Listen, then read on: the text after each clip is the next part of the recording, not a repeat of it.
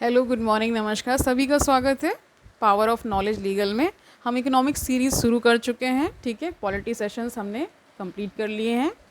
ठीक है, अभी हमने कल क्या शुरू किया था, इंटरनेशनल इकोनॉमिक ऑर्गेनाइजेशंस कर रहे थे, जिसमें हमने आईएमएफ और वर्ल्ड बैंक को कंप्लीट कर लिया था। बाकी की ऑर्गेनाइजेशंस को देख लेते हैं जल्दी जल्दी से, जो जो इम्पॉर्टेंट है। ठीक है, शुरू करते हैं आज का सेशन। तो आज हम पहला जो टॉपिक ले रहे हैं वो है WTO यानी वर्ल्ड ट्रेड ऑर्गेनाइजेशन। नाम तो सुना ही होगा आप सभी ने। शुरू करते हैं। The world trade organisation was establish in 1947। ठीक है, 1947 में इसका स्टैब्लिशमेंट है। It was succeeded by the general agreement on tariffs and trade. जब आपको शॉर्ट इसका करेंगे तो GATT बोलते हैं। ठीक है, तो इसी का एक तरह से कंटिन्यूएशन में ये था, मतलब पहले जो गेट था यानी GATT था, वही आगे जाके WTO बन जाता है। ठीक है, the Uruguay round of GATT यानी गेट 1986 से लेकर के 1994 तक चला। ये resulted in the establishment of WTO। The world trade organisation began operation on January 1, 1995। ठीक है, okay fine. The agreement was established. ये बता रहे हैं कि जो एग्रीमेंट इनके बीच होना था, यानी जो एग्रीमेंट हुआ इस कॉन्फ्रेंस के तहत, तो क्या हुआ, the agreement which establish the world trade Organization known as Marrakesh agreement was signed in 1994। ठीक है, इसको मराकश एग्रीमेंट भी कहा जाता है। ठीक है, world trade institution is an international organisation that deals with international trade rules, यानी जो इंटरनेशनल ट्रेड्स रूल्स हैं उनके बारे में है। ठीक है, the main distinction between GATT या गेट, जो भी पढ़ लीजिए, and WTO was that in क्या डिस्टिंक्शन था कि GATT primary dealt with goods trade. WTO and its agreement could encompass not just items but also services, trade and other intellectual assets such as trade creation, designs and innovations. तो इसमें difference बता रहे हैं कि जो gate था या GATT, जो भी आप प्रोनाउंसिएट कर लीजिए, लेकिन ये एक्रोनिम के फॉर्म में है GATT। तो इसका क्या मेन डिस्टिंक्शन, इनमें डिफरेंस क्या था कि जो गैट था वो क्या कर रहा था कि गुड्स ट्रेड के ही बीच में इनका सारा मतलब केंद्र बिंदु था, लेकिन WTO ने क्या किया कि इंटेलेक्चुअल प्रॉपर्टी राइट्स को भी उन्होंने तरजीह दी। ठीक है, जैसे डिज़ाइंस होते हैं, इनोवेशंस होते हैं, इस तरह की चीज़ें उन्होंने एक तरह से उसको फैसिलिटेट किया। ठीक है, और इसका हेडक्वार्टर कहाँ पे है, जिनेवा, स्विट्ज़रलैंड हेडक्वार्टर है WTO का। ऑब्जेक्टिव्स जान लेते हैं, तो क्या ऑब्जेक्टिव्स हैं इसके, setting and enforcing international trade laws, यानी कि इंटरनेशनल ट्रेड लॉज को सेट करता है और इन्फोर्स कराता है। To create a forum for further trade liberalisation, negotiation and monitoring, यानी कि एक फोरम क्रिएट करना ट्रेड में थोड़ा सा लचीलापन आए। ठीक है, ओपन पॉलिसीज़ हों। ठीक है, नेगोशिएशंस हो सकें और मॉनिटरिंग करता है। ठीक है, टू सेटल कमर्शियल कॉन्फ्लिक्ट्स, यानी वर्ल्ड लेवल पे मान लीजिए कोई कमर्शियल कॉन्फ्लिक्ट्स आ रहे हैं, उनको भी सेटल करता है। To make decision making process more transparent, यानी कि और पारदर्शी तरीके से डिसीजन मेकिंग प्रोसेस को जैसे जो डिसीजन लिए जा रहे हैं उसको और ट्रांसपेरेंट करता है। To work with other important economic institutions active in global economic management, यानी कि अन्य जो इकोनॉमिक इंस्टीट्यूशन है, यानी ग्लोबली जो इंस्टीट्यूशन स्टैब्लिश्ड हैं, उनके साथ भी ये काम करता है। To assist developing countries in taking full advantage of global trading system, यानी जो डेवलपिंग कंट्रीज़ हैं उनको एक तरह से असिस्टेंस देता है ताकि वो क्या कर सकें, पूरा एडवांटेज ले सकें ग्लोबल जो भी ट्रेडिंग सिस्टम है उसका। ठीक है, फंक्शंस जान लेते हैं, तो ट्रेड नेगोशिएशंस करता है ये। इम्प्लीमेंटेशन एंड मॉनिटरिंग हम जान ही चुके हैं। डिस्प्यूट सेटलमेंट, वही जो ऑब्जेक्टिव्स होते हैं वही उनके अल्टीमेटली फंक्शंस भी बन जाते हैं। ठीक है, बिल्डिंग ट्रेड कैपेसिटी। ठीक है, आउटरीच, मतलब बहुत सारी ऐसी चीज़ें वो करता है। ठीक है, WTO एग्रीमेंट्स भी होते हैं। ठीक है, एग्रीमेंट ऑन एग्रीकल्चर, ठीक है, जिसको शॉर्ट में AOA बोल देते हैं, यानी agreement on agriculture. Executed in 1995 में इसका एग्जीक्यूशन हुआ. The objective of AOA is to make policies which are feasible to the market and to reform and liberalize trade in sector along with removing barriers to the trade. यानी कि इसका execution 1995 में हो गया और इसका objective ये रखा गया ऐसी पॉलिसीज़ बनाएं ताकि जो मार्केट है वो सभी के लिए फिजिबल हो सके, सभी उसमें काम कर सके, सभी उसमें पार्टिसिपेट कर सके. ट्रेड को एक तरह से लिबरलाइज किया, लचीला बनाया, ओपन किया एक तरह से, ठीक है, ताकि ये जो ट्रेड में जो बैरियर्स आ रहे हैं उनको रिमूव, यानी जो रुकावटें आ रही हैं उनको दूर करने के लिए. अब क्या बता रहे हैं कि ये जो है AOA है ये 3 पिलर्स पे मतलब बेस्ड है उसका फाउंडेशन. तो only up to reasonable level of domestic support. तो means domestic support means subsidies that government provides to the farmers in food, fertilisers, power. 3 types of subsidies are discussed under the following heads. तो आपको सभी को पता है कि reasonable level मतलब reasonable level का डोमेस्टिक सपोर्ट भी करता है. तो इसी में ही 3 इसकी सब्सिडीज़ हैं. 3 प्रकार की सब्सिडीज़ हैं, जैसे green box, blue box and amber box बोलते हैं. तो ग्रीन बॉक्स में क्या है, इट इंक्लूड्स दो subsidies which do not distort trade and are given by the government in order to compensate them for deficiency in agriculture environment. Example include payment for lack of access to research, lack of training, lack of marketing information, weak rural infrastructure. ठीक है. Green box subsidies are allowed under AOA with no prescribe limit. यानी कि ये जो green box है ये इस प्रकार की सब्सिडीज़ को इंक्लूड करता है जो कि ट्रेड को ख़राब ना करे और ये गवर्नमेंट के द्वारा ही दिया जाता है ताकि जो भी कमियां आ रही हैं एग्रीकल्चर एनवायरनमेंट को क्रिएट करने में, ठीक है, उसको दूर करने के लिए. जैसे मान लीजिए उस फील्ड में मान लीजिए कोई एग्रीकल्चर का एक फील्ड है तो उसमें रिसर्च नहीं हुआ तो रिसर्च से रिलेटेड, ठीक है, उसमें देगा. ट्रेनिंग करानी है उसके लिए, ये सारी चीज़ें होती हैं. ओके.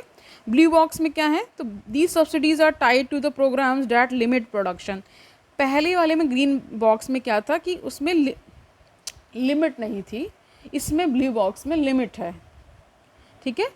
तो जैसे मान लीजिए अब प्रोडक्शन बहुत ज़्यादा हो गया तो उसको कम करने के लिए भी चीज़ें होती हैं, तो वो सारी चीज़ें. In other words even if they are directly link production to subsidy they also set limits on production by way of quotas. इसमें कोटाज ला दिए जाते हैं, ठीक है, ताकि प्रोडक्शन की लिमिट को कम मतलब लिमिट किया जा सके या कम किया जा सके. Thus blue box subsidies are less distorting. ठीक है. At present there are no limits prescribed under AOA on spending by the government for blue box. Present में अभी कोई लिमिट्स प्रिस्क्राइब नहीं है, ठीक है, स्पेंडिंग जो भी स्पेंडिंग गवर्नमेंट करती है उस पर. एम्बर बॉक्स क्या है, तो subsidies under this box are considered trade distorting by encouraging excessive production through subsidies on fertilisers, seeds, irrigation and power. ठीक है. इन सब चीज़ों में बहुत सारी सब्सिडीज़ दी जाती हैं, इसको प्रोत्साहन मिले एक तरह से यहाँ पे. ठीक है. एज़ पर AOA बार बार आ रहा है तो उसका मतलब आप समझ ही रहे हैं क्या है, agreement on agriculture. Okay. These subsidies are subject to limitations. ठीक है. लिमिटेशंस रखी जाती हैं इनके लिए. For developed countries the subsidy limit is 5% of the value of the agriculture production and for developing countries the limit is 10%. यानी जो develop हो चुकी हैं कंट्रीज़ उनके लिए 5% रखा गया है और जो अभी कंट्रीज़ डेवलपिंग हैं जैसे इंडिया है उसके लिए 10% है. दूसरा है इनहेंस मार्केट एक्सेस. यानी all member countries should open there domestic market by reducing tariffs on imports by converting non tariff members into tariff members. ठीक है. यही है कि मार्केट एक्सेस को बढ़ाया गया. ठीक है. बढ़ाते हैं. जो इनकी मेंबर कंट्रीज़ होते हैं वो अपनी डोमेस्टिक जो उनकी मार्केट होती है उसको ओपन रखते हैं ताकि ट्रेड टैरिफ हो सके. ठीक है. टैरिफ को कम किया जाता है, एडजस्ट किया जाता है, इस प्रकार की चीज़ें होती हैं. Phase out export subsidies. For 6 years developed countries have to reduce the value by 36%, the volume by 24% and volume. ये सारी चीज़ें उन्होंने बता रखी. Meanwhile a period of 10 years developing it have to reduce the value by 24% and the volume by 10% of export subsidies. ठीक है. ये सारी एक्सपोर्ट सब्सिडीज़ के बारे में है, इतना डिटेल में तो पूछा वैसे भी नहीं जाना है. ठीक है. ओके. एक इसका पीस क्लॉज भी है, ठीक है, on peace clause agreement on agriculture of WTO. The agreement on agriculture of WTO contains a peace clause which regulates the application of the other WTO agreements to subsidy in respect of the agricultural products. The provisions provide that the green box domestic support measures cannot be subject of countervailing duty action or other subsidy action under the WTO agreement on subsidies, ठीक है, not so important I guest. Okay, next जानते हैं. Next हमारा है general agreement on trade in services, trade related investment measures. ये सारे किसका part हैं? ये सब WTO के ही पार्ट हैं, ठीक है. Sanitary and phyto sanitary measures, ठीक है, ये सारी चीज़ें, क्योंकि फूड सेफ्टी और एनिमल सेफ्टी सारी सेफ्टीज़ वो देता ही देता है, तो इतना डिटेल में हमें जाने की ज़रूरत नहीं है. नेक्स्ट हम देखते हैं क्या है. ओके, थोड़ा सा ये जान लेते हैं कि इसके मेन कॉन्फ्रेंसेस कब हुए.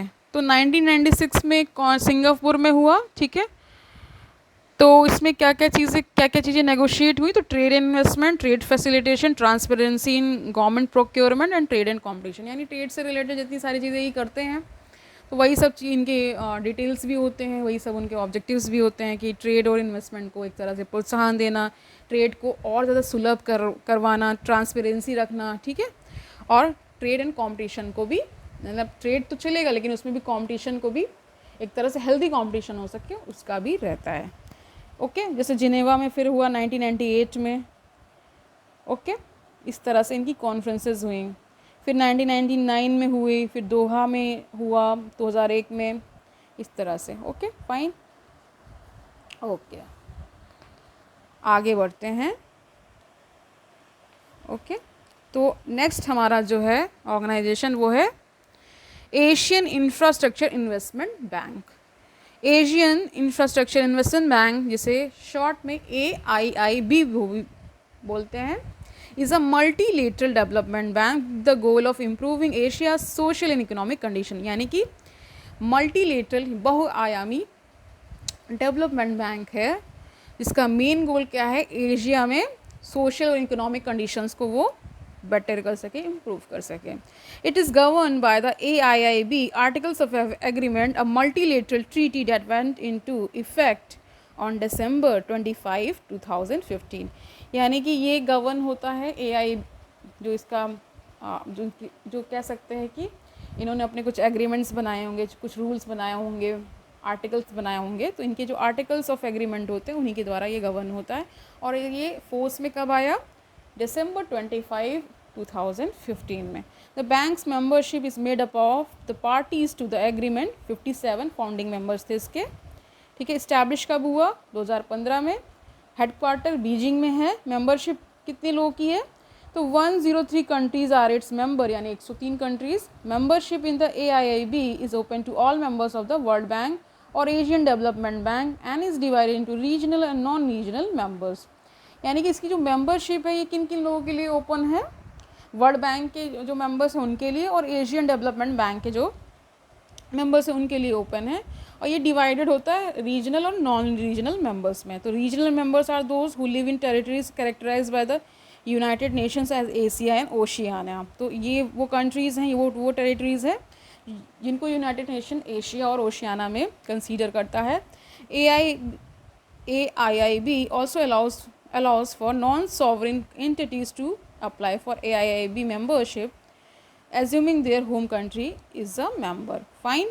China is the bank's largest contributor, donating कितना $50 billion USD करता है, और half of the banks original capital. सबसे ज़्यादा चाइना का ही कंट्रीब्यूशन है इस बैंक में, ठीक है. India is the second largest stakeholder, यानी इंडिया इज सेकेंड है. Okay, fine. इशूज़ क्या हैं इसके थोड़ा सा जान लेते हैं.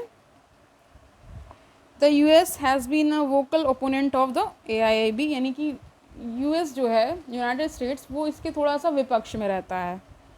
क्यों? Saying it's as an undesirable incursion to the global financial system. The establishment of AIIB is, which is mostly supported by China, poses a danger to the United States long head, क्योंकि कहीं ना कहीं China इसकी monopoly को एक तरह से challenge कर रहा है, इसलिए उसको दिक्कत रहती है. Okay fine. Because of the following express concern, the world biggest industrialized economies, Japan and the United States, are not members of the AIIB. यानी कि US और जो जापान है इसके मेंबर नहीं हैं. Okay, there is no guarantee that bank will stick to the strict loan screening procedures or keep its financial activities apart from China's political goals. इनको लग रहा है कि चाइना के अपने कुछ political goals हैं, इस वजह से वो इसने इस चीज़ का establishment किया और यही इसका लार्जेस्ट कंट्रीब्यूटर भी है इस बैंक में, अपना जो भी उसका कैपिटल है. ठीक है. Joining the AIIB would necessitate a significant financial contribution to the organisation. ठीक है.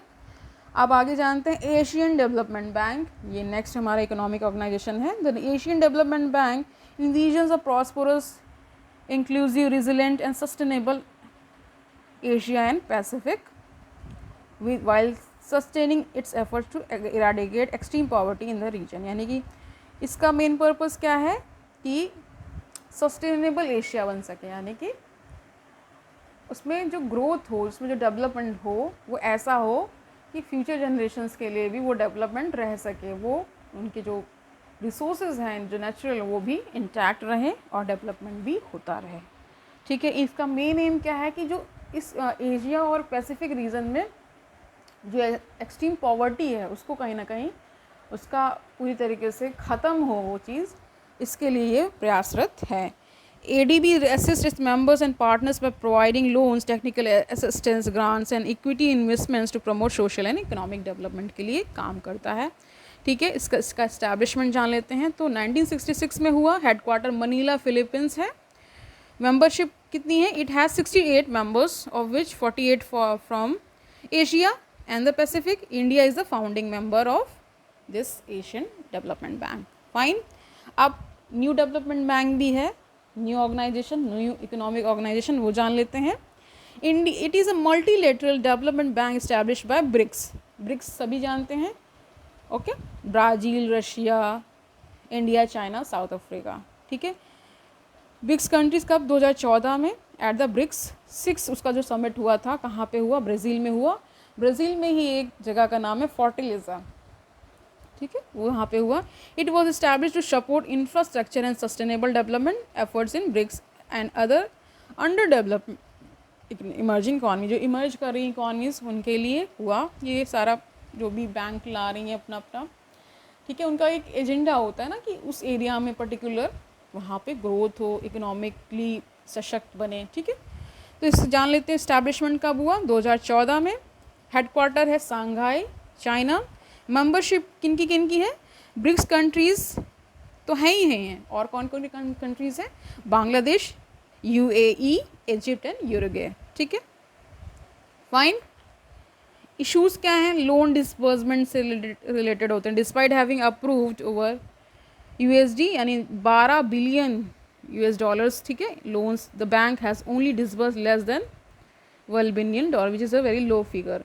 ठीक है. लोन देने में थोड़ा सा इनको अभी ये इतने ज़्यादा कामयाब नहीं हो पाए हैं कंट्रीज़ को, तो इन्होंने मान लो 12 बिलियन का लोन देना था लेकिन वो $1 ही बिलियन दे पाए हैं. ओके. पॉलिटिकल अनरेस्ट है. कितना? सभी को पता relations with India and China कितने अजीब हैं या बहुत ज़्यादा तनावग्रस्त भी हैं. का मतलब अच्छे रिश्ते तो नहीं कहे जा सकते, डेटोरेट हुए हैं. तो sanctions against Russia have made lending to Russian enterprises difficult. ठीक है. एंड पॉलिटिकल इंस्टेबिलिटी, ये सब चीज़ें होती रहती है. इस वजह से मान लीजिए पॉलिटिकली कोई चीज़ अफेक्ट करेगी तो उसका कहीं ना कहीं इफेक्ट इकोनॉमिकली भी होता है. इकोनॉमिक फिर पॉलिटिकल, ये मतलब वाइसे वर्सा चलता है, एक दूसरे से रिलेटेड है क्योंकि सस्टेनेबिलिटी इश्यूज़ भी हैं ही हैं. ठीक है. Okay fine. अब आके जानते हैं European bank of reconstruction and development, EBRD. तो इसके बारे में थोड़ा सा जान लेते हैं. It is a financial institution that operates on global scale. It was establish in 1991. EBRD as a global development investment bank uses investment as a tool to help developing countries construct market economies. ठीक है. Initially focusing on former Eastern Bloc countries, it has since expanded to help countries in more than 30, ठीक है, 30 से ज़्यादा देशों में इन्होंने help किया है, ठीक है। और इनका मेन जो एरिया है उसमें कौन कौन आ जाते हैं, central Europe and central Asia.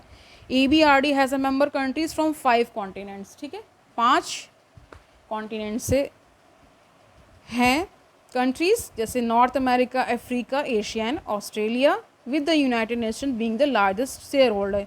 यहाँ पे यूनाइटेड स्टेट्स जो है वो लार्जेस्ट शेयर होल्डर है। हैज़ द नेम इज़ मिसनॉमर, कह रहे हैं ये जो इन्होंने EBRD रख दिया है एक तरह से ये गलत है, एक तरह से मिसनॉमर है, इसका सही नाम नहीं रखा गया इसका, ठीक है। EBRD which is headquartered in London, London में इसका हेड क्वार्टर है, is owned by the 65 countries हैं और 2 EU ऑर्गेनाइजेशंस हैं। Despites having public sector owners, it primarily invests in private businesses with commercial partners. India was inducted as the 69th member of the EBRD, ठीक है, India 69th member है, okay. थोड़ा सा फिर से जान लेते इस्टेब्लिशमेंट, तो इस्टेब्लिश हुआ 1991 में, ठीक है। मेंबरशिप कहाँ 5 कॉन्टिनेंट से है, north America, Africa, Asia and Australia से, और हेडक्वार्टर लंदन है, ओके फाइन। FATF जान लेते हैं, तो इसका फुल फॉर्म होता है financial action task force, okay. क्या है ये, FATF is a inter governmental organisation that was founded in 1989 at the G7 summit in Paris. G7 summit हुई थी पेरिस में, उसमें ये FATF लाया गया। It evaluates countries anti money laundering and anti terrorist funding frameworks, यानी कि money laundering सबको पता है कैसा क्या होता है, और एंटी टेररिस्ट जो फंडिंग होती है उसके लिए लाया गया। But it does not consider specific cases. Its goal is to establish standards and support the effective implementation of legal, regulatory and operational measures it that combat money laundering, यानी money laundering को ही तरह से परास्त करने के लिए ये सारी चीज़ें लाई गई।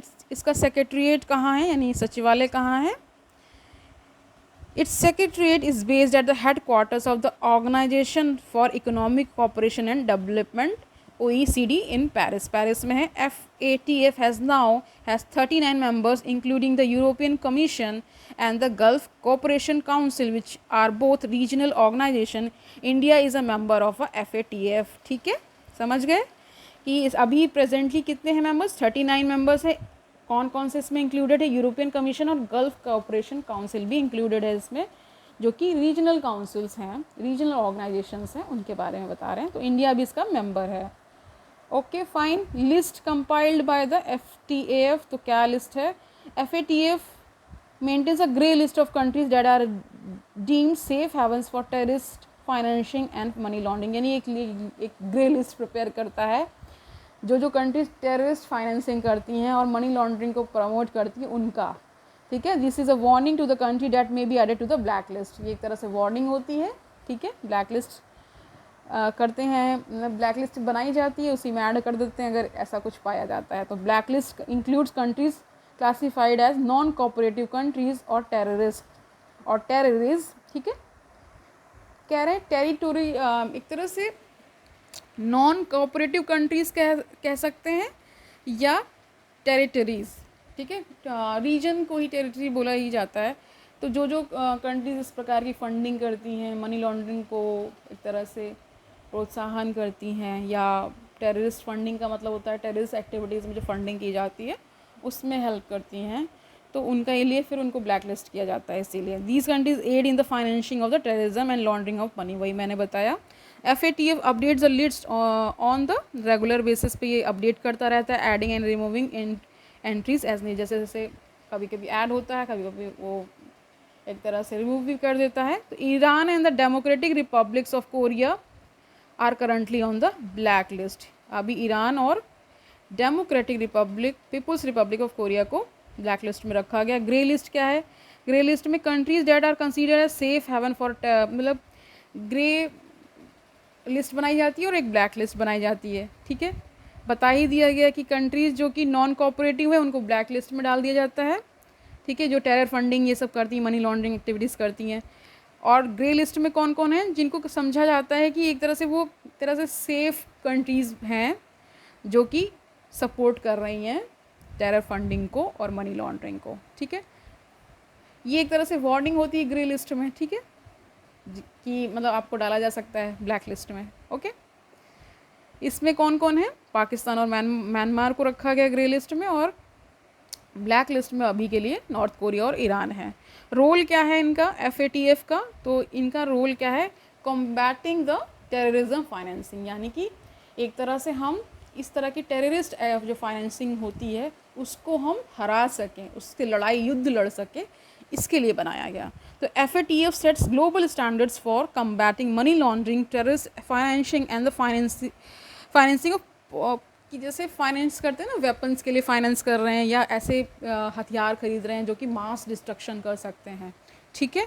तो उनके लिए एक तरह से ग्लोबल स्टैंडर्ड्स ये बनाता है, सेट करता है। It evaluates FATF member countries and overseas in close cooperation, ठीक है। इसका जो रीजनल बॉडीज़ पे भी नज़र रहती है कि इसके जो मेंबर कंट्रीज़ हैं उसके जो काम काज को तो इवेल्युएट करता ही करता है, लेकिन जो और भी मतलब हैं लोग, उन पे भी नज़र रखता है, ठीक है।